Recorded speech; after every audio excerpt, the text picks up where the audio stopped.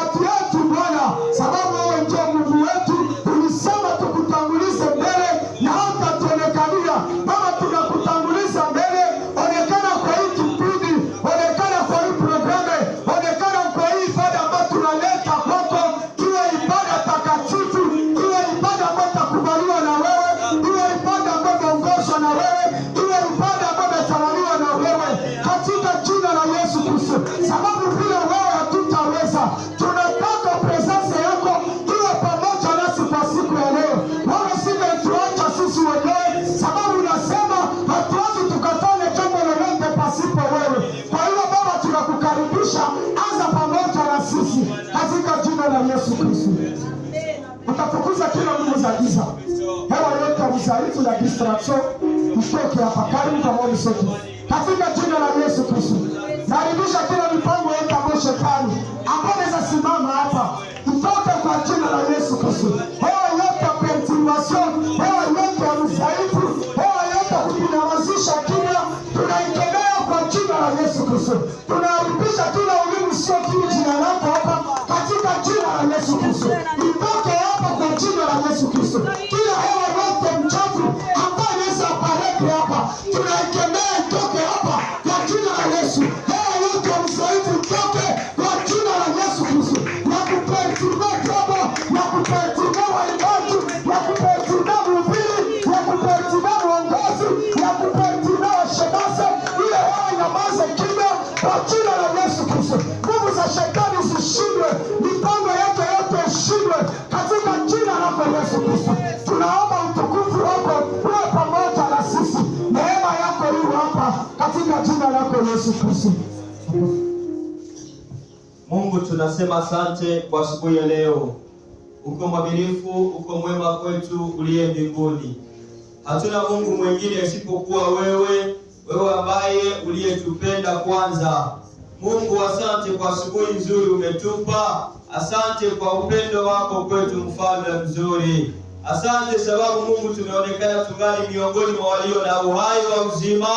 Mungu, hatukulipa lolote machoni pako. Tukiangalia juma hili lilipoanza, wengi walipoteza maisha, wengi walipita katika ajali mbovu, wengine Mungu walipita katika hali za wasiwasi, lakini sisi ulituongoza na ukalinda nyayo za miguu yetu. Na ikiwa tumepata neema Mungu, tungali katikati ya walio na pumzi ya uhai. Mungu, hatuko wazuri, hatuko wema, hatuko wenye mali ama wenye vyeo, lakini neema tu ndiyo tulipata machoni pako. Mungu, tunasema asante kwa asubuhi ya leo. Hatukulipa lolote kwako na hatukuahidia kulipa lolote. Ulituonea tu huruma, ukatupenda, ukazidisha upendo wako kwetu kama ulivyo tulifanya. Mungu, hata tulipokuwa mbali na uso wako, tena uliacha mbingu, ukaacha utukufu, ukaacha enzi na mamlaka mbinguni, ukaja ukazalauliwa kwa ajili yetu. Sisi ni wanani Mungu hata utupende kama hivi? Asante Mungu kwa upendo wako. Asante kwa upendo wako. Asante kwa upendo wako kwetu Mungu. Tunasema asante kwa asubuhi ya leo. Ibada ni mikononi mwako tumeiacha, basi mwenyewe anze kuongoza. Uteke mateka uwanja huu. Mungu, ibada ya leo iwe ibada takatifu. Anza kwa yule anayeongoza ibada ya leo. Mungu, mkubali na kumtumia utakavyo mwenyewe. Acha Roho wa mbinguni amjaze na muongoze kupitia wewe. Mungu, atakayesimama kunena maneno yako, mwenyewe umjalie neema. Atakaposimama, acha mbingu zimkubali, acha mbingu zifunguke. Mwenyewe unene kwa mkutano wako, na mkutano mzima tunauombea. Yeyote aliyekuja na moyo wa kulegea, tena umuimarishe. Yeyote aliyekuja akikuwa na mahitaji, Mungu, kupitia ibada ya leo apate kujibiliwa na wewe. Tunaombea nyimbo za waimbaji, anza kuziandaa, anza kuzipaka mafuta, ziwe nyimbo za kuleta utukufu hapa, ziwe nyimbo za kurudishia utukufu, na huduma yote itakayofanyika mahali hapa. Watakaoombea ibada Mungu wasikie. Watakaofika hapa kufanya kazi ya ushemasi, uongozi, Bwana wa majeshi, tunataka tukusikie, tunataka tukuguse, tunataka tukuone. Uanze pamoja na sisi na umalize pamoja na sisi, katika jina la Yesu Kristo. Amen. Moja yake anasema hivi: Ee Mungu, uisikilize sala yangu, wala usijifiche nikuombapo rehema. Amen. Tukamate mapendo na waimbaji watapanda huku, watakuwa wanatupeleka kwenye miti.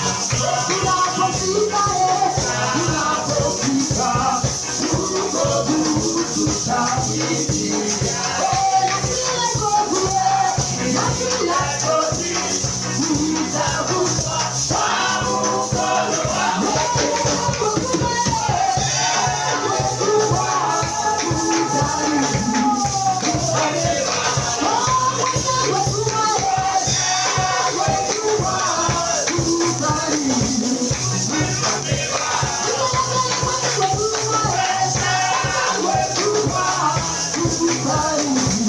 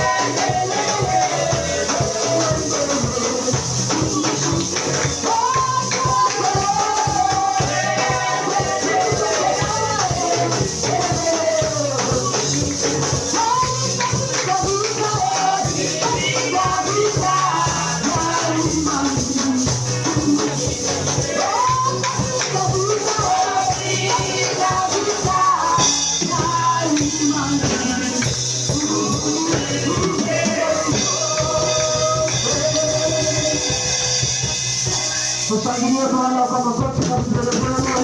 Tushangilie Yesu.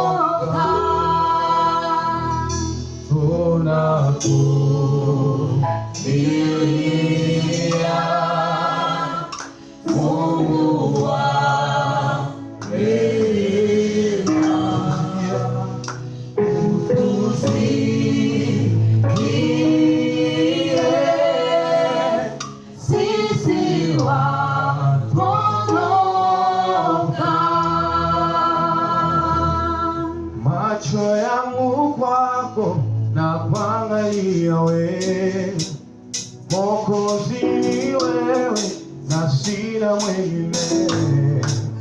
Macho yangu kwako na kuangalia wewe, Mwokozi ni wewe na sina mwingine. Macho yangu kwako na kuangalia wewe, Mwokozi ni wewe. Macho yangu kwako na kuangalia wewe, Mwokozi ni wewe na sina mwingine. Bwana ni jaba langu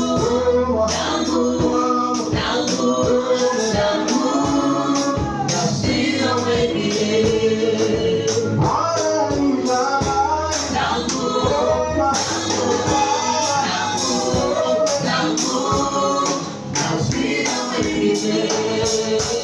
uhakika wa maisha yangu ni kwa sababu ninakuamini Mungu.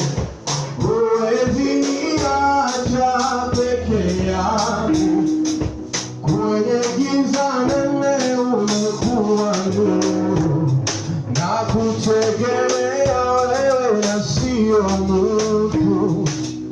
Wanadamu kamwe hawezi kuwa Mungu. tumaini langu, ila kwako Mwokozi na Mungu wangu. Macho yangu nakuangalia wewe, Mwokozi ni wewe, hakuna mwingine. Macho yangu nakuangalia wewe, Mwokozi ni wewe, hakuna mwingine. Macho yangu nakuangalia wewe, Mwokozi ni wewe, hakuna mwingine. Bwana ni mtabari,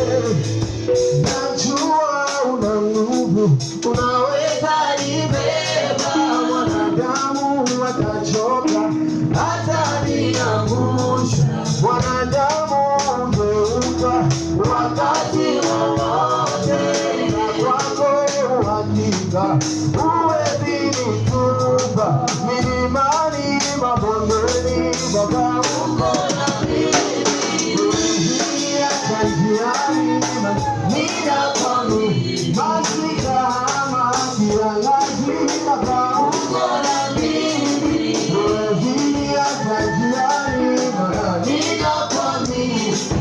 Najua una nguvu, unaweza nibeba, wanadamu wanachoka hata niangusha, wanadamu wangeuka wakati wowote, na kwako uhakika huwezi nitupa, milimani mabondeni, Baba uko na mimi, hata njiani nina kwamini, masika ama kiangazi, Baba uko na mimi, hata njiani sema, macho yangu kwako nakuangalia wewe, Mwokozi ni wewe, hakuna mwingine. Macho yangu kwako nakuangalia wewe, Mwokozi ni wewe, hakuna mwingine.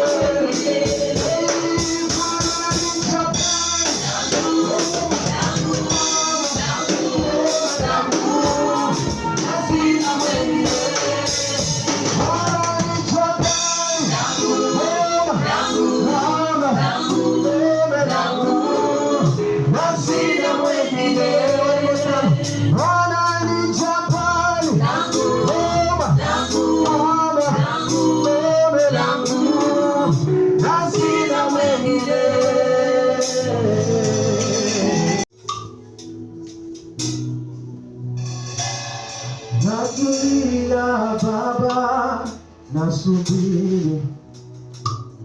Natulia Baba kwa imani. Natulia Baba, nasubiri.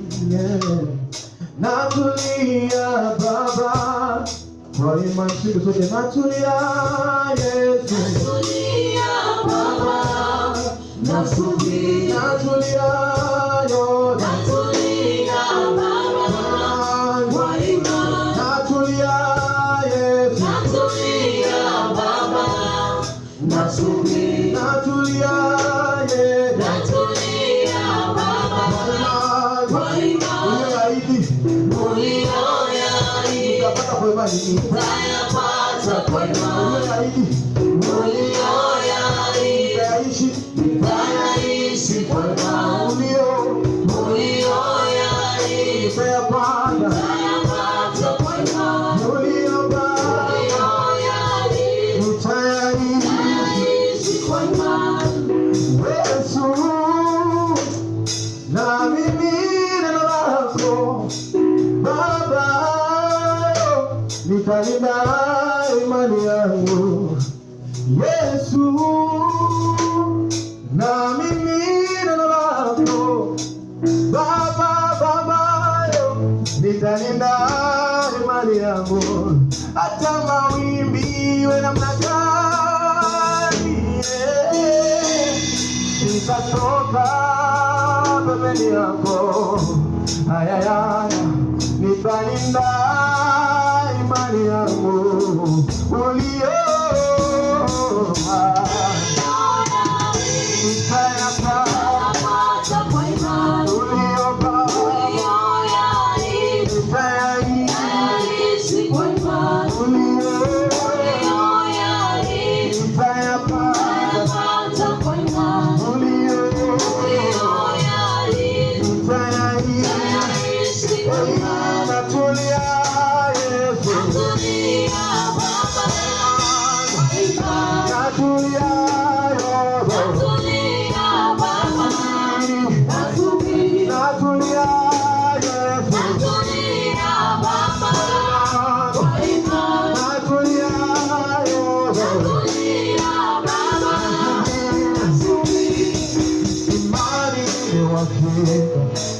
ya mambo yatarajiwayo. Imani ni bayana ya mambo yasiyoonekana. Pasipo imani hawezi kumpendeza Mungu. Pasipo imani hawezi kumpendeza Mungu.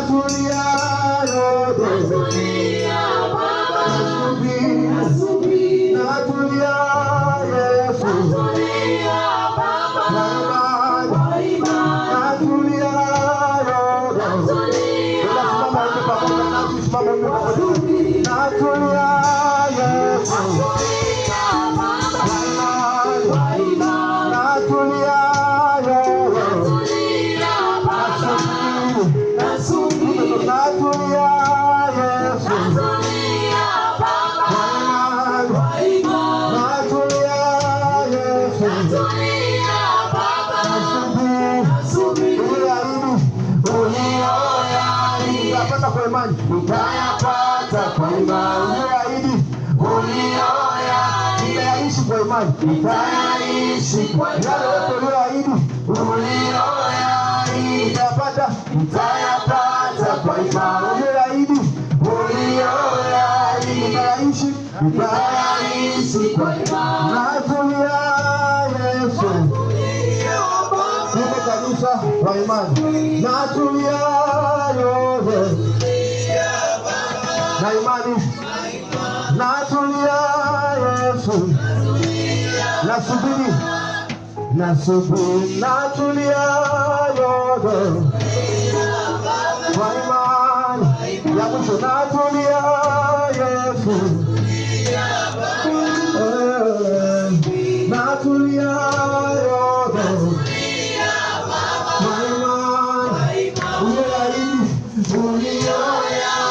kwa imani utayapata kwa imani, utayaishi kwa imani,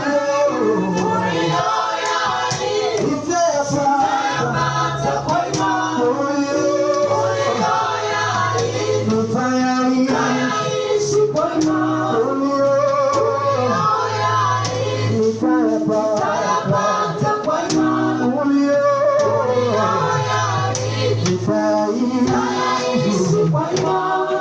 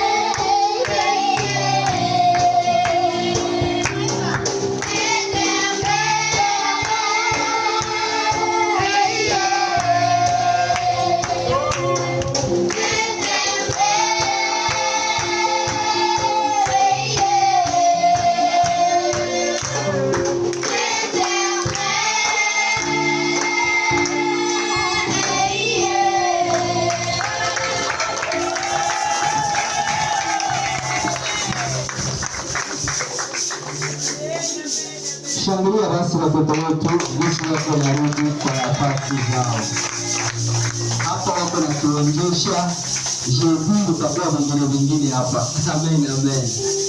Tunaalika sote kufika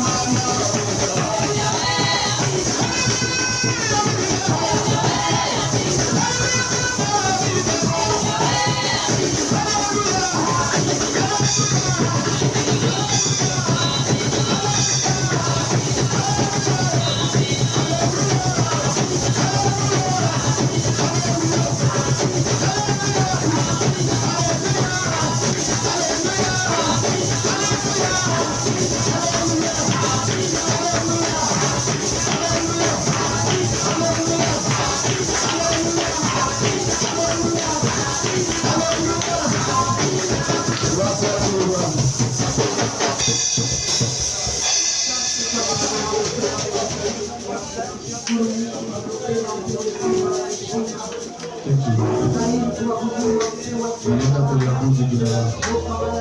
Ambia Mungu asante kwa neema. Ambia Mungu asante kwa kibali ambao umetupa. Mahali hapa asubuhi. Sio kwa uwezo wako, lakini ni Mungu ametaka uwe mahali hapa. Sifu Mungu kwa neema yako. Jina la Yesu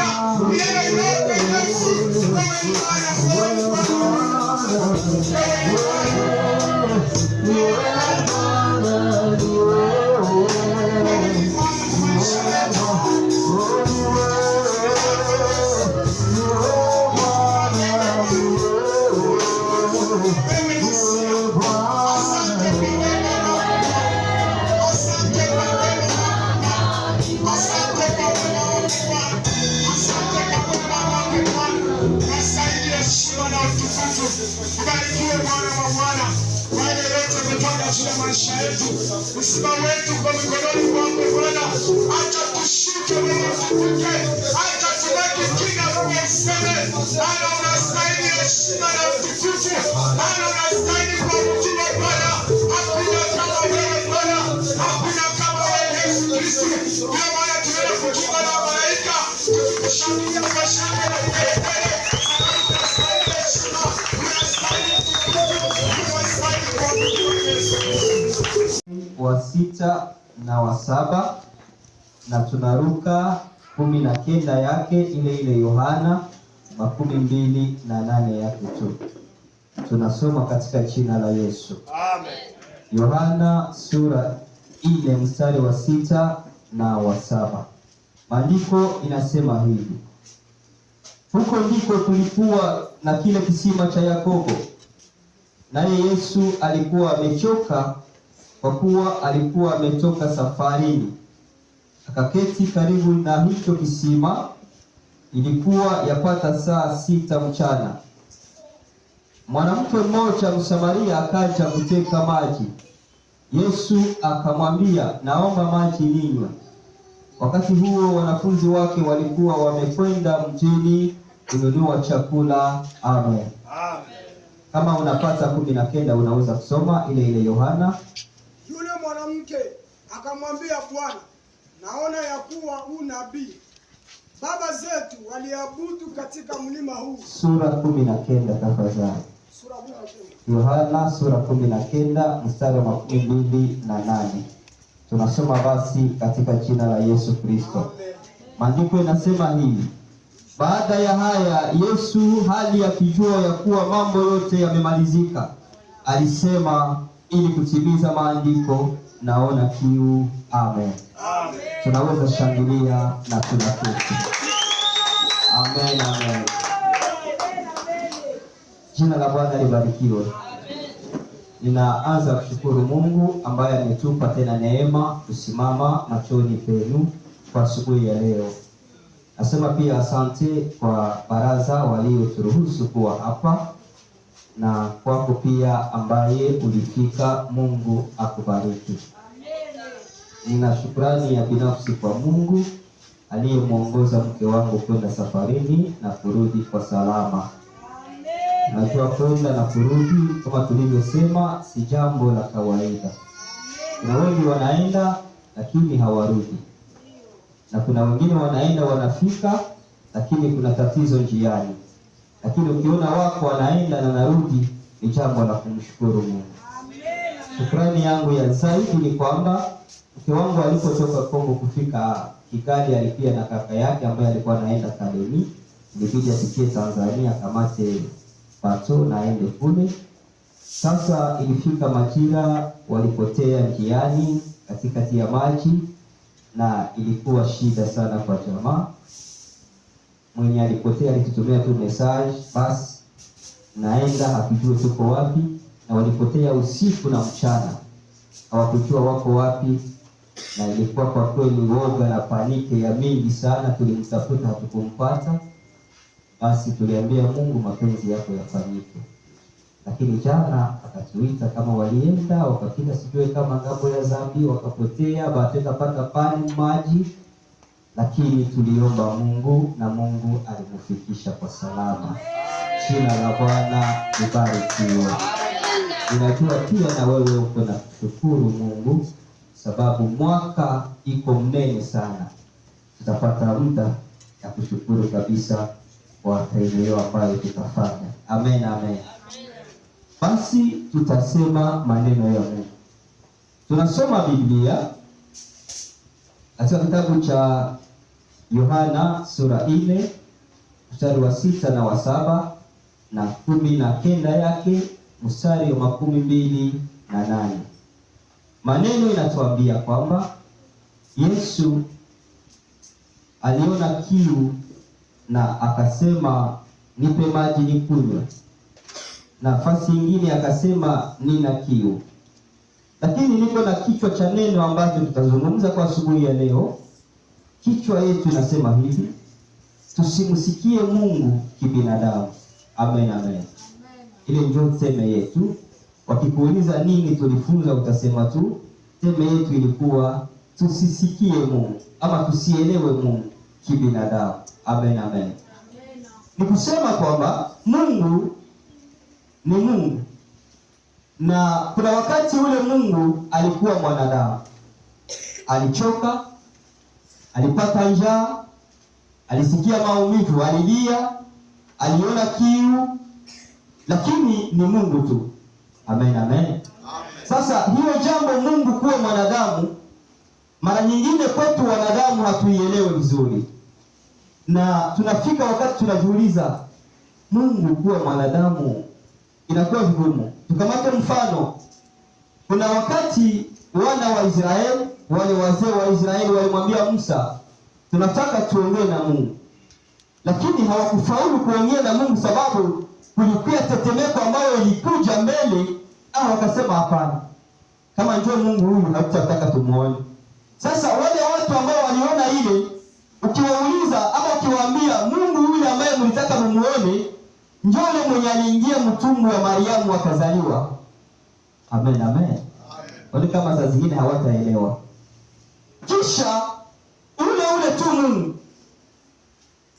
ndiyo mwenye mbinguni anasema mwenyewe, na keti mbinguni na miguu yangu duniani. Ndio vile.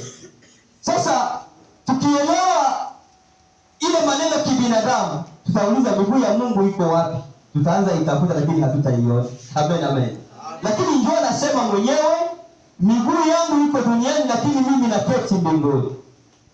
Na ndio maana katika Biblia Wakristo wengi wanapotea kwa kusikia maneno ya Mungu, na wengine manabii ama wahubiri wa uongo wanatumia tu maneno ya Biblia kwa makusudi wapotoshe na kuangusha wengi. Mungu atusaidie sana. Sababu ukifuata Waislamu wanasoma Mwanzo 6:6 yake inasema hivi, Mungu akajuta kwa kumuumba mwanadamu. Sasa wale watu wanasema ayatu njoo Mungu wenu anaenda jitanganya. Sababu kama ule Mungu anasema hivi, mimi ni Mungu ambaye niko, ambaye nilikuwa na ambaye nitakuwa. Ina maana mwenye alikuwa na mwenye yuko na mwenye atakuwa hawezi jitanganya. Mungu atusaidie sana. Sasa ukitaka usikie maneno ya Mungu, inabidi usielewe kwa context ambayo Mungu anaisemea. Sababu yeye akitaka kuzungumza na wanadamu, anazungumza na wanadamu kama mwanadamu kwa makusudi tumuelewe. Amen, amen. Lakini shida ambayo tunakuwa nayo sisi wanadamu, tukisikia maneno ya Mungu tunaikamata kama vile wanadamu. Mungu atujalie neema. Tunaposikia maneno ya Mungu, tupate hatua, tupate ile grace ya kujua namna gani tutaiinterprete msasi yenye haiko fiziki, kwa makusudi tujue ni nini Mungu anataka kusema hapa na sisi. Mungu atujalie neema. Amen, amen. Wakati tunasoma Biblia ni habari za Yesu Kristo. Maandiko yanasema Yesu alikuwa yuko anatembea, anatoka Uyahudi anaelekea Galilaya. Na wakati yuko katika safari yake, maandiko inasema Yesu alichoka. Sababu alikuwa mwanadamu, alikuwa anavaa mwili. Na wakati alichoka, ilibidi apumzike. Alikuwa akishindikizwa na wanafunzi wake. Na wakati anapita katika mji wa Samaria, anafika mahali fulani ambako kulikuwa kijito cha maji ama kisima cha maji, na hicho kisima walikuwa na appetite watu wa Samaria kuteka maji mahali pale. Maandiko yananiambia kwamba Yesu aliketi. Na wakati aliketi, ilibidi atume wanafunzi wake kwenda kutafuta chakula, kwa sababu pia walikuwa wana njaa. Na siku zilizopita mtumishi Yohana mhubiri hapa akasema hivi, kulikuwa Yesu alikuwa na appetite ya kutuma wanafunzi wawili, lakini ile wakati hakutuma wawili, akawatuma wote. Na Mungu akamjalia neema ya kutufundisha ya kwamba Yesu alitaka wanafunzi waende wote, kwa makusudi analiza zake ya kwamba kuna mwanamke ambaye atakutana na yeye, na katika desturi haikukuwa vizuri kuongea na wanawake. Amen, amen. Sasa wakati Yesu anapumzika, wanafunzi wanaenda, maandiko inasema ya kwamba kukaja mwanamke mmoja ambaye alikuja kuteka maji. Mungu atuwezeshe. Sasa nilitafakari kusoma vitabu vingine, wakaniambia kwamba katika hiki kisima kulikuwa programu ya kushota maji. Hawakuwa na shota n'importe quand. Walikuwa na shota asubuhi na walikuwa na shota mchana. Magharibi tafadhali. Walikuwa wanaamkia asubuhi wanashota, ikishafika mchana wanaacha, ikishafika magharibi tena wanashota. Sasa huyu mwanamke yeye anakuja 12h. Na alikuwa mwenyewe kwa maji. Amen, amen. Hawakuwa wawili. Alikuwa ile saa ndio alikuwa anajua ya kwamba hakuna mwingine mtu atakutanika pale kisima. Sasa wakati anakati pale, Yesu anamuona mwanamke anakuja. Na mwanamke alipofika hapo, niseme kama Yesu akapata kiu. Amen, amen. Sababu wakati mwanamke anafika, Yesu akamwambia, nina kiu, nipe maji nikunywe. Sasa mwanamke hakujibia Yesu, lakini niliangalia ile context hata kama sikukua, nikaona ya kwamba sababu maandiko yaniambia ya kwamba wakati Yesu anamwambia nataka maji nikunywe, mwanamke alishangaa. Akasema, "Ahetu, wewe Myahudi na mimi Msamaria, uniombe tu maji." Amen, amen. Nikagundua hii sura kwa kweli ingali nafunga watu wengi sana. Na walituambia dimanche pasa ya kwamba kuna wengine watu akitaka kufanyia mtu mwingine service, ilifaa kwanza anajua anatokea wapi. Ukitaka saidia mtu, ilifaa kwanza unajua eske huyu mtu iko wa kabila yangu ama iko wa ngambo ya kwetu. Sasa ukikundua haiko wa ngambo ya kwenu, ndio kupatia unavijibiza tena pale. Lakini kama ni wa kwenu unaviongeza sana. Na hii hali katika kanisa. Mungu atuhurumie sana. Mungu atuhurumie kanisa. Mwanamke akamwambia Yesu, sasa inawezekanaje? Hakukataa hata kupatia maji. Lakini alisema, "Aetu." Sababu mwanamke alishangaa. "Unanipa maji kwa kweli? Mimi mwanamke Msamaria, wewe uko Myahudi, alafu shie kabila mbili hatupatanake, hatuchanganya hata." Kama kanisa, safari ya kwenda mbinguni, tuache ubaguzi. Amen, amen. Kwa kweli tuache ubaguzi. Sasa kusoma kitabu cha Luka, Yesu yeye wakati wanamwambia kwa kanuni, wanamwambia ndugu zako, baba yako, mama yako na ndugu zako wako na kutafuta. Yesu akasema, ndugu zangu ni hawa ambao wanasikia pamoja na mimi maneno ya Mungu. Mungu atusaidie sana. Nikagundua ya kwamba hakuna ndugu mwingine apale ndugu wa mkanisa. Lakini leo ndugu wa mkanisa ndio anakuwa na adui wa zaidi. Ndugu ya wapi tuko tunaenda wa ndugu? Ndugu wa kwanza anapaswa kuwa mkanisa. Na hapo siku zilizopita, siku za kale kabla zipate wale watoto wadogo, tulikuwa naona hata watu wanakuja hawana nafasi ya kufikia na wanafikia mkanisa. Wanahudumia mkanisa. Na haitakuwa sema kwa mchungaji, lakini Wakristo wako nasema, mimi nashughulikia mgeni, mimi nashughulikia mgeni. Sababu ndugu anafika katika kanisa. Lakini leo naanza kuwa kanisa njoo wadui inakuwa. Mungu atuonee huruma. Ile tabia haitatubeba mbinguni. Hata tunaimba, hata tunaomba, hata tunasape sio bia mbingu hatutaenda wakati tungali na tribalism mu kanisa. Amen, amen. Amen, amen. Sasa mwanamke anashangaa. Katika kushangaa kwake, Yesu yeye anasomaka roho. Yesu akaona huyu mtu hajanielewa, anashangaa. Yesu akamwambia, ungejua mwenyewe iko na kuomba maji, na macho yako na akili yako vingefunguka, wewe ungemwambia yeye akupatie maji ya kunywa. Mungu atujalie neema. Sasa wakati Yesu anamwambia, ikanioriente kugundua kwamba kuna watu wengine wanapata neema ya kuongea na Mungu mzima, lakini hawagundui kama ni Mungu. Na ndio nikaona katika kitabu cha Samueli wa kwanza, Samueli Mungu anamchagua, anataka mtumia. Samueli kwa mkanisa, Mungu anamuita Samueli, Samueli. Lakini Samueli hajui kama ni Mungu. Samueli yuko anajua ni yeye ndio anamuita, lakini Mungu mzima yuko anamuita. Na nikwambie kwamba Mungu anapozungumza na wewe, usitake ujue atapitia wapi. Saa zingine ni katika watumishi, saa zingine ni katika wewe peke katika ndoto, ni saa zingine katika wewe kusoma maandiko, ni saa zingine njia yeye peke anataka njoo anapitia kukuzungumza wewe.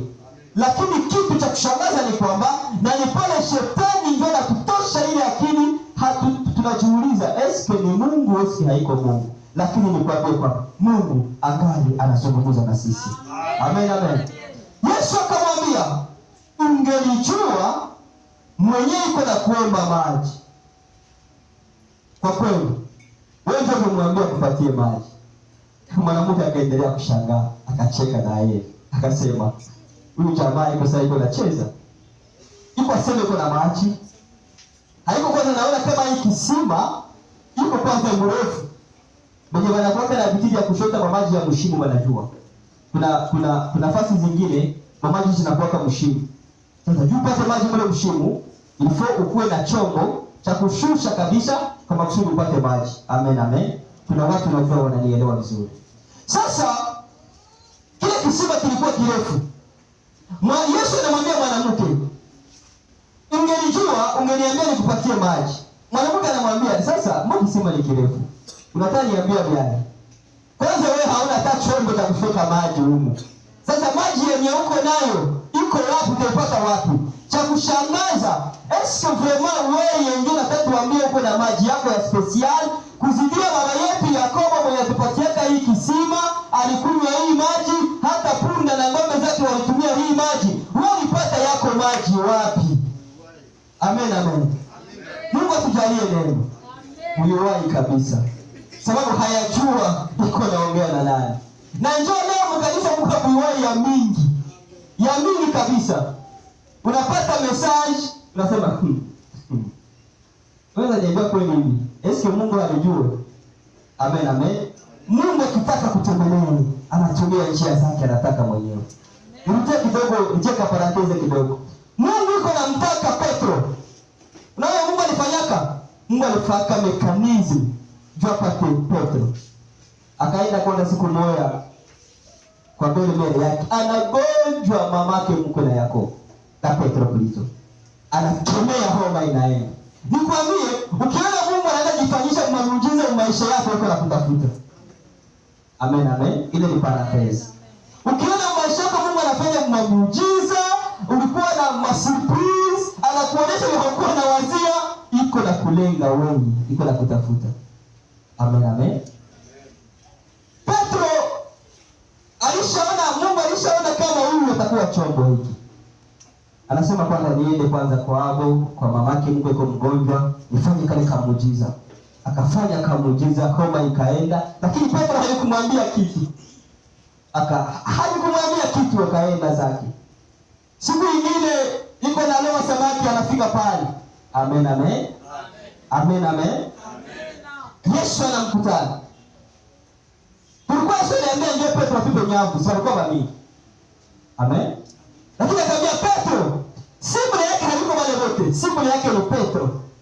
Na unaweza kuwa uko mumati, neno la kuyi hailenge bali inakulenga wewe peke. Amen, amen. Ndio maana mambo ya kwenda mbinguni, mambo ya mkanisa, usiweke na jiangalia kwa wengine. Fanya tubu yako wewe na Mungu wako. Amen, amen. Wako na wewe. Yesu anafika. Anasema Petro, tupa nyavu. Alikuwa specific. Tupa nyavu yako baharini. Petro naye anasema nilala na leo, kusema tulilala na leo. Hajuko vya wingi. Ni usengilie. Amen. wakati muujiza inatokea, Petro akasema nawaza, akakumbuka pia ilipitikana kwao. Akasema hata huyu mtu haiko na importe. Akasema Bwana, unisamehe, niko mwenye dhambi. Yesu akamwambia, wewe utaanza leo atobacho hapana tena samaki. Jina la Bwana libarikiwe. Tuache kwa kweli kuiwai. Mungu akitaka atuongeleshe, tusikilize na tufate maagizo. Mwanamke anasema, okay, unasema uko na maji, nipatie basi maji. Amen, amen. Nipatie basi maji. Wewe unasema ningejua, ningesema nipatie basi maji. Mimi naitika unipatie maji. Yesu anasema sawa, kuna shida, nakupa maji. Lakini maji yenyewe nakupatia iko na shurti. Sema shurti. Condition. Vya mbinguni hatutavipata tusipokubali kutii condition. Amen, amen.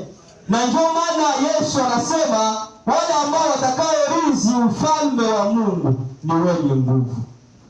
Haiko nguvu za kugombana. Hapana wale wapome wanyangula na chuma. Lakini wale wenye walikubali kutii shuti ambazo wanapewa na Mungu. Yesu anamwambia nakupatia maji, lakini utakubali shuti. Shuti ni nini? Leta mume wako. Amen, amen. Wakati niko nasoma haya maneno, kaikana nijiulize, Yesu naye Bwana. Sasa hivi nipatie maji, mume wangu anapia fani. Amen. Acha nikwambie kitu kimoja hapa. Yesu akitutembelea anapitiaka mwanvilonima yetu. Ama niseme hivi, Yesu akitaka tutembelee anaangaliaka pale ile maabitide yetu, njoo kwenye anapitiaka. Ndio maana alienda mtafutia Petro kule kwenye anajua na kuwapa msamaki. Amen, amen. Sasa akasema ndakupatia maji, lakini leta mume wako. Mwanamke akasema nawaza mroho huyu bwana hanijua vile. Akamwambia mimi sina mume. Nasikia ile dialogue ilipaka ya kuchanganyishana. Huyu anataka dribble mwingine na huyu anataka na dribble mwingine, habasielewane kwanza. Anamwambia mimi sina mume. Kwa kweli hakuwa mume.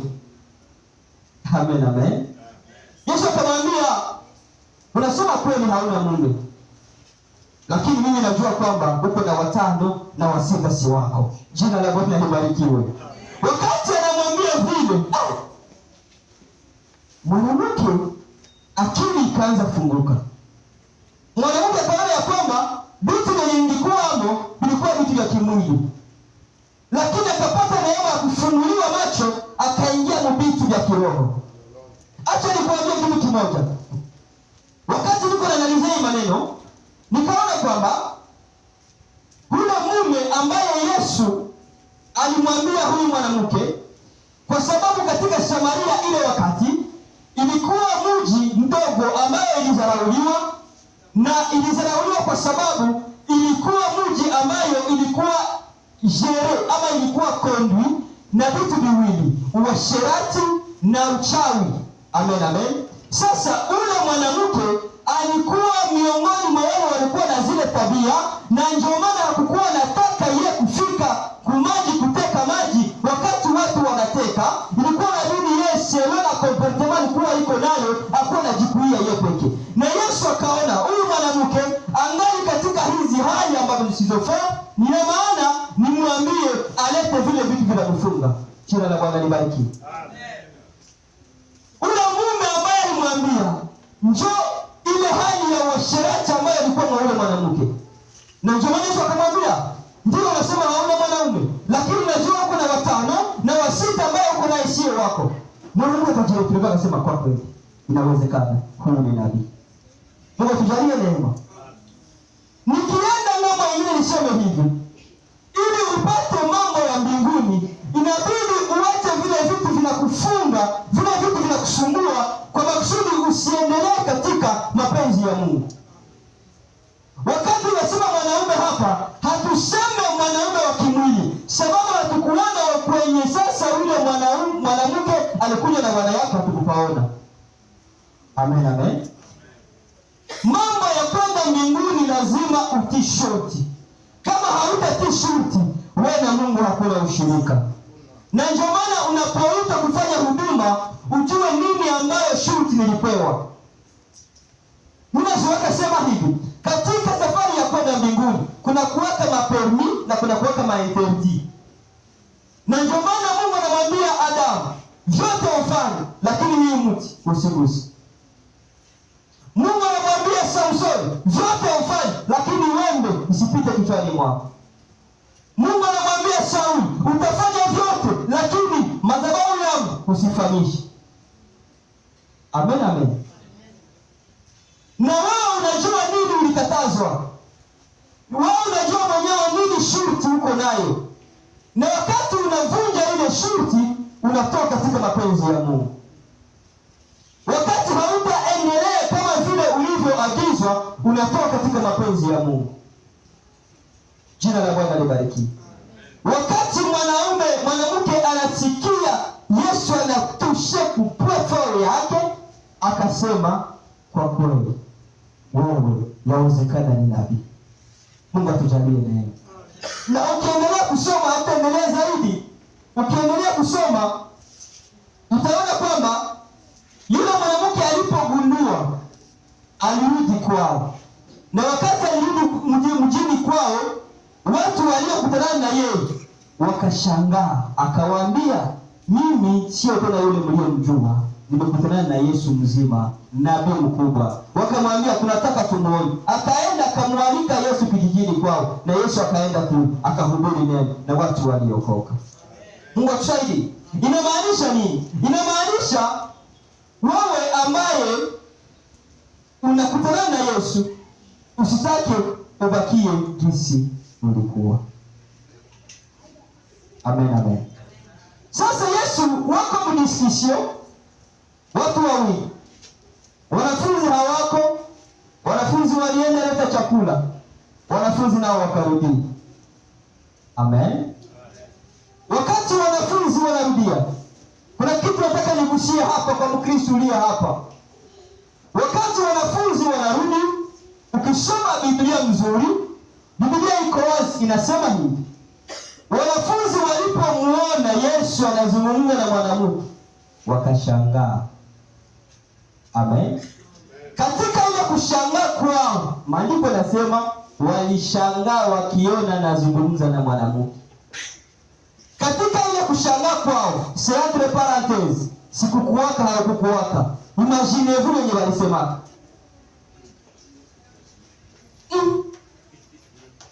Uko na mwanamke. Amen, amen. Sababu maandiko yanasema walishangaa. Ikishakuwa kushangaa, bila shida tunaianalize kwa ile sense. Mwanamke. Amen, amen. Na waza Tomaso naye alikuwa akasema ngoja niangalie mzuri. Tomaso haitikake mbio mbio. Ifoko Tomaso angalie pesa. Ni mwanamke. Amen, amen. Wale ndio niliona kama hii hali leo kwa kanisa. Watu tu wanakuona unapita tu yako na tembea. Na nyumba yako tu kupita, analyze na commentaries zinakuwa mrefu sana. Tabia kama ile haikuanza leo, lakini tunaikemea katika jina la Yesu. Wakasema anaongea na mwanamke, tufike tuone. Wakafika. Kaona mwanamke. Wakasema mzee, chakula hili. Akasema mimi nashiba. Wana shiba. Hawakusema vile. Amen, amen. Mimi niko na waza vile. Sasa tulitembea shia wote, tunaenda kutafuta chakula shia wote. Sasa wao shiba yetu. Yawezekana huyo mwanamke huko alishafanya hapa. Lakini haiko ndio maandiko yanasema. Yawezekana huyu mama haiko tegetege huyu mama. Yawezekana na chakula alishamletei. Yesu akawaambia, mimi sikule ninashiba. Amen, amen. Mpendwa, Yesu anaposema njaa, Yesu anaposema kiu, Usiangalie mabugali, siwe mamkene. No, usiangalie vile. Yesu hakule vile. Yesu akawaambia, mimi njaa yangu ni kuyatenda mapenzi ya Mungu. Amen, amen. Ndio mlienda tafuta chakula, ndio tulikuwa na njaa, bila ni vya kimwili, nyinyi mkule. Mimi njaa yenye nilikuwa nayo na kiu yenye nilikuwa nayo tayari imeisha, sababu nimekuja kumpata niliyemtafuta hapa. Jina la Bwana libarikiwe. Sasa wao ngali mwaende hadi wako naangalia wanaenda kununua siwe nini, wanaletea Yesu siwe nini, wanasema mzee chakula hiki.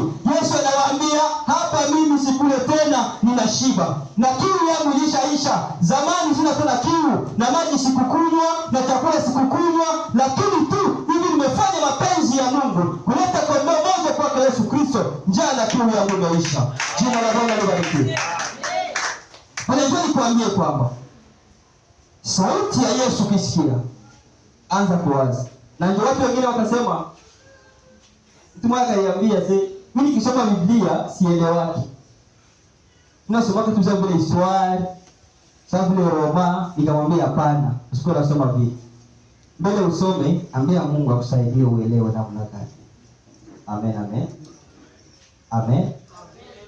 Na ndio ndisisho ya watu wa moya wako nasema mtu mwenye aliandika kitabu cha wimbo ulio bora. Sio mtu haukuwa inspire. Haukuwa kiroho. Wanaongea ya mapenzi ya wanawake, wanaongea sijue nini, mnajua ile kitabu? Wanaongea vile. Mwingine mwenye alikuwa inspire kwa pale akabajilia akasema, ukisoma ile maneno unajigeuza wewe ndio unakuwa bibi na Yesu ndio anakuwa Bwana. Jina la Bwana libarikiwe. Amen, amen. Ina maana ukisikia sauti ya Mungu, ambia Mungu akufunulie uelewe anataka sema nini. Na ndio maana alikuwa wakati alikuwa duniani alikuwa akiongea watu kupitia mifano. Amen, amen. Juu mtu wa kiroho ndio anapaswa elewe vya kiroho, lakini mtu wa kimwili haezi elewa vya kimwili. Hapa mwanamke yuko naona kiu. Hapa wanafunzi wanaona chakula, wanaona njaa. Lakini Yesu yuko longe la hayuko mwili. Yesu yuko kwingine dimension. Sasa wenye walitaka waelewe Yesu hawakuelewa sababu walikuwa wangali katika hali ya kimwili. Lakini wengeingia sasa mkiwao wamegundua nini Yesu alikuwa anataka kusema. Mungu atujalie neema. Amen, amen. Wakamwambia chakula, akasema mimi sikule, sababu kazi yake ama njaa yake na kiu yake ilikuwa tayari imekwisha. Amen, amen. Kiu ya Yesu katika Biblia tunaisoma mara pili. Kuna mahali iko na ule mwanamke na kuna mahali iko kumsalaba. Sasa mwanamke alikamata mkonteksti yake sawa vile mwanamke. Wale maskari ambao walikuwa Warumi walikuwa wanamtesa Yesu, nao walikamata miao context. Lakini kiu ambayo Yesu aliongea kumsalaba haikuwa kiu ya kawaida ya maji. Sasa ukiangalia parcours ya Yesu, alikuwa na mission kuja duniani azaliwe, hapa kesho utasherehekea kuzaliwa kwa Yesu, aanze huduma yake, akomae, aende mpaka atimize maandiko yake. Tunakumbuka wakati wa Getsemani, wakati alitaka akimbie, sababu nilisema kwamba kuna wakati naye ni Mungu Yesu Kristo, lakini alivaa mwili na alichoka na aliteswa na alisikia maumivu. Getsemani akasema, Baba, kikombe hiki kiwezekana kilipite. Tena akakumbuka ya kwamba hakitapita sababu hiyo ndio lengo langu kuwa hapa. Ndio akasema basi mapenzi yako Baba yafanyike. Ule Yesu wanakuja mshika. Wanakuja mshika maskari bila ameka waambia, mnakuja kumtafuta nani? Akasema tunakuja kumtafuta Yesu wa Nazareti. Wakamwambia, mimi huyu mnishike wote chini. Amen, amen. Sasa huyo Yesu anakamatwa, anateswa. Na wakati anateswa, Petro mwenye iko na jipiga kifua sababu alikuwa shujaa kabisa, anasema sitakukana. Yesu wakati chongwe na Elia mara 3, Yesu alimwangalia hicho, Petro akakumbuka akalia. Yesu anapanda mpaka msalabani ili kutimiza lengo lake. Sasa hapo msalabani ndio kwenye tulisoma kumalizia pale. Yesu anasikia kiu. Tunajua yote alisema msalabani, Baba uwasamehe. Yote tunajua, hatuko pale, hatuko kupaki. Lakini nataka nipate ile neno alisema naona kiu. Wakati anasema nina kiu, watu wenye walikuwa pale wakaona kiu ya kimwili. Na wakasema tumfanyizie siki ili aikunywe. Amen, amen. Ile siki walimpatia ndio ile siki inaandikiwa katika kitabu cha Mezali. Nasema hivi, mpe kileo anayekuwa karibu ya kufa. Amen, amen. Walikuwa najua mtu mwenye alikuwa anatunikiwa kumsalaba ili asikufe na ile maumivu, ilibidi wampatie kitu cha kulevya kwa kusudi maumivu muishe, akufe na hana maumivu. Sasa wakati Yesu anasema nina kiu, wakasema ni maumivu ile na nataka kufa, tumpatie siki aikunywe, akishaikunywa akufe bila maumivu. Lakini haikuwa vile. Wakati Yesu anasema nina kiu, wakampatia akakunywa. Na wakati alikunywa akasema yote imekwisha, mikononi mwako Baba naweka roho yangu. Akakata roho, akakufa. Tuseme hivi, Yesu alipata kiu. Kiu yetu ilikuwa nini? So misho ya Yesu ilikuwa kutukomboa, akufa msalabani, dhambi zetu, dhambi zangu na zako zipate kusamehewa. Sasa Yesu akajua nataka kufa, lakini siku ya tatu ndafufuka. Mimi kama Mungu nina uhai ambayo isiyoisha, lakini mwanadamu akikufa na wote unaishia pale. Sasa ukiangalia katika Biblia kuna watu Yesu alifufuaka wakati ndani katika maisha. Wakina Lazaro, yule mtoto wa yule mjane, Yesu aliwafufua.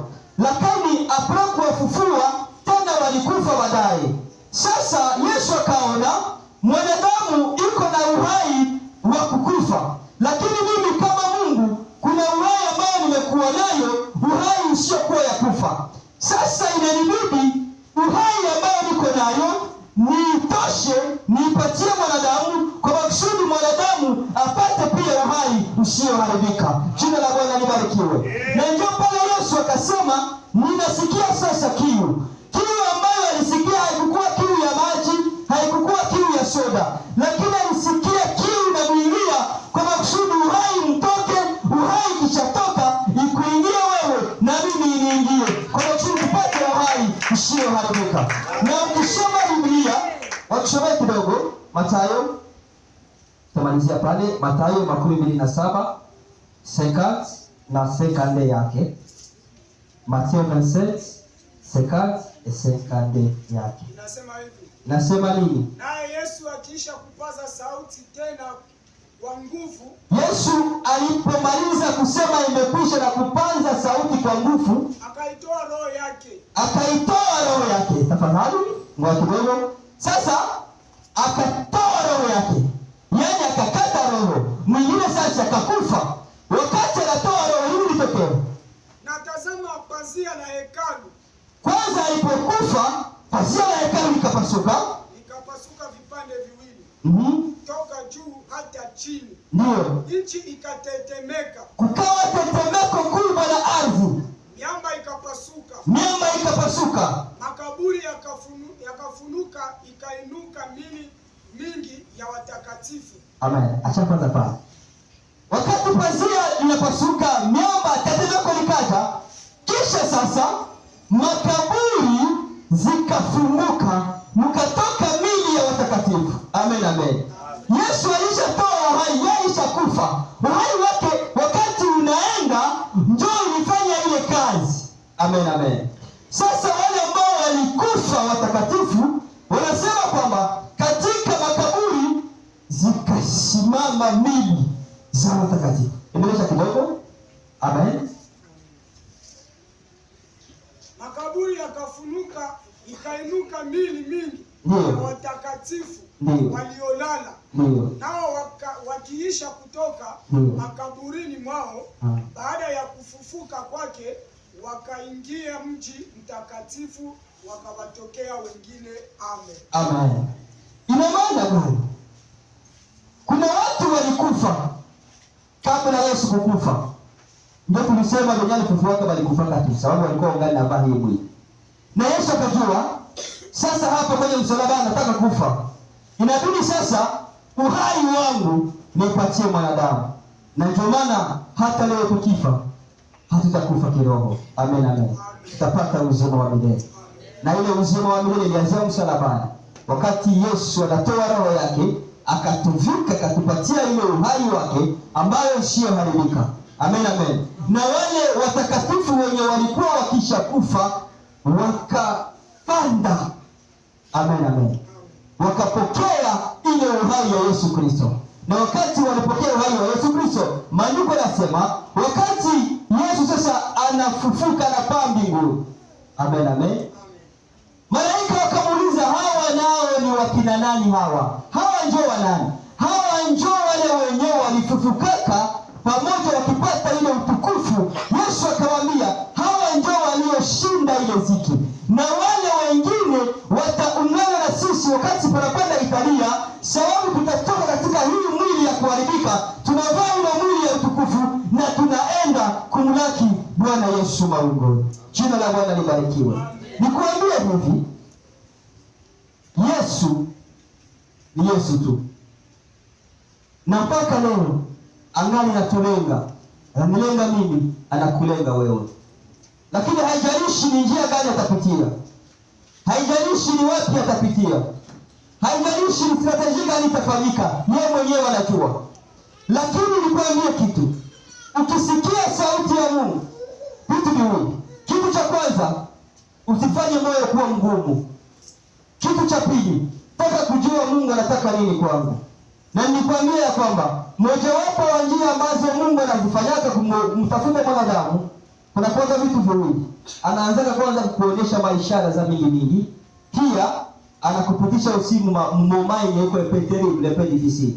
Ndio maana siaka watu wa mingi wanasemaka wakati wako mwana ngoma, Mungu kunitosha hapa nitakutumikia. Lakini sababu mwanadamu tu ni mwanadamu, unapotoka pale unasahau. Amen, amen. Kuna mambo Mungu anakupitishaka ndani, haikoseme anataka uangamie, lakini anataka umrejee wewe ambaye uliyekuwa mbali na yeye. Na ndio maana watu wengi katika zile mamoma agano wanapatiaka Mungu. Mungu ukinitosha tu hapa. Saa moja uko pale, sijue. Mungu nikitoka tu hapa. Mungu nikitambuka tu hivi. Mungu atakutumikia kama maisha yako yote. Amen, amen. Na Mungu anajua. Yeye ndio alikuwa mtakatifu yake. Anataka upite pale juu mrudilie. Sasa unampatia agano. Sasa kwa masikio magumu yetu sisi wanadamu, tunapotoka tu pale, tunasahau. Kwa mtu mmoja anaona rafiki yangu sana kabisa. Alikuwa na shida, alikuwa na ngoma yenye iko difficult. Nishamwelezea nikachoka. Nikasema basi Mungu jishughulishe basi na yeye pekee. Basi kama akapata shida, wakati anapata shida akauza Biblia. Nikafika mwake, nikaona kwa kweli nikasoma Biblia. Nikasema Bwana asifiwe. Lakini nikamwambia Mungu atakutosha mwaidi. Lakini kutoka mwaidi wa ndugu, hii Biblia usitupe. Sawa? Akasema ndio maraba, hapana. Si Mungu halalaki, Mungu tu ni Mungu tu. Kwa kweli Mungu alimjalia neema. Na alikuwa anasema wakati tu hivi vinanitoka, mimi ndakuwa mkanisa nishuhudie Mungu na hii Biblia yangu. Mungu alimtendea. Kwa kweli Mungu atamtendea na Mungu atamtosha mabili vikaisha. Lakini haya ingia mkanisa. Sasa juzi niko na mtafuta kama Biblia ishaitoa. Sasa sio kwenye iko. Mungu atuhurumie bado. Mungu atuhurumie wanadamu. Mungu atuhurumie. Na tusaidie. Tukimsikia tujue ni nini anataka kwetu. Amen. Tukimsikia tusifanye masikio magumu. Bila shangalaka na mwanadamu tena bila isemaka, hata ulinge hata ufike kunivo gani, hata wende wapi, mwisho wako ikifika utajiona wabure, na mwenye alikuwa na kuheshimia atakudharau. Hata ule mtu alikuwa karibu yako atakukimbia. Na ndio maana nasikiaka mtu akikufa wanasemaka mwili wa mtu, hawasemake jina ya mtu, sababu hata kusema jina haina tena maana. Jina haiko hata tena yako. Jina yako yenyewe alikupatiaka maisha yako yote unazaliwa. Jina yangu no comment. Haiko no problem. Jina yako inakuwa ugumu kusemewa. Na dunia pale kidogo. Sasa hatajivunia nini? Tena mapenzi ya Mungu. Tusikie Mungu anataka nini kwetu. Tusikie Mungu anatuambia tufanye nini, njoo tubifanye. Vingine vyote tubiachie Mungu. Mwanadamu hauna cha kujivunia. Mungu akikutaka njoo kwake. Mungu akikuita wende Mungu yake. Akikwambia usifanye hiki, hakutakuua. Mungu anatoa sababu gani? Lakini leo tunafanya masifa, leo tunajiinua, leo tunapanda yulu, sio tunaenda sio wapi, na tunaona wengine wanafika manivezi moya hivi. Nilikuwa nafuata juzi roho mtumishi moya, siku lake ni mufati sana kwa. Mtumishi kabisa, ni pastor mkuu. Akiingia kwa kanisa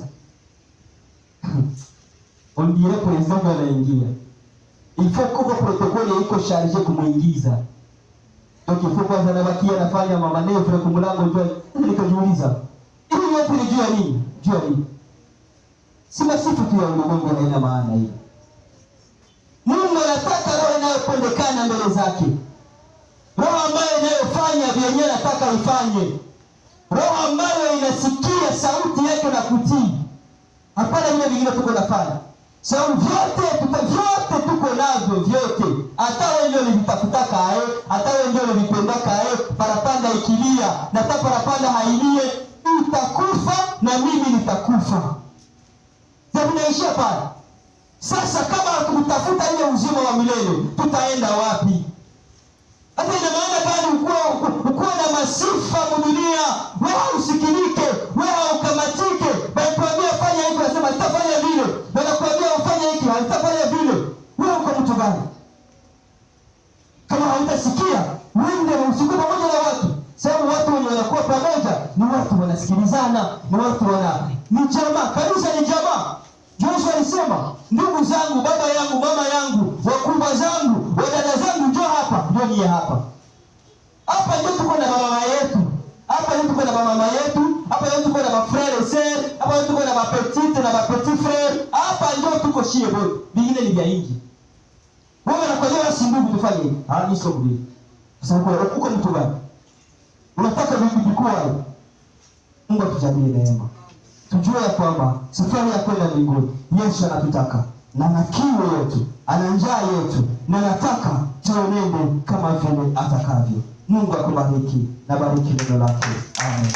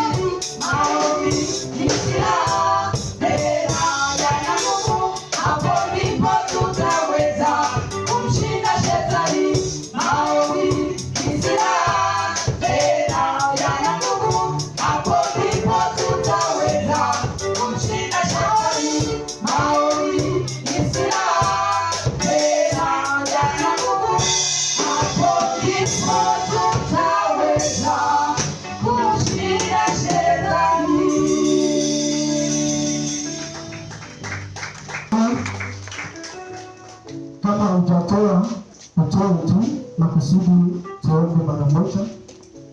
Kama unatoa, tunakusubiri tu utoe. Jina la Yesu Kristo, acha watoto wako wabarikiwe waingiapo, wabarikiwe watokapo, katika jina la Yesu Kristo, amen. Haleluya. Tunafika karibuni mwisho, na tutakaribisha mtangazaji kwa kutupatia matangazo.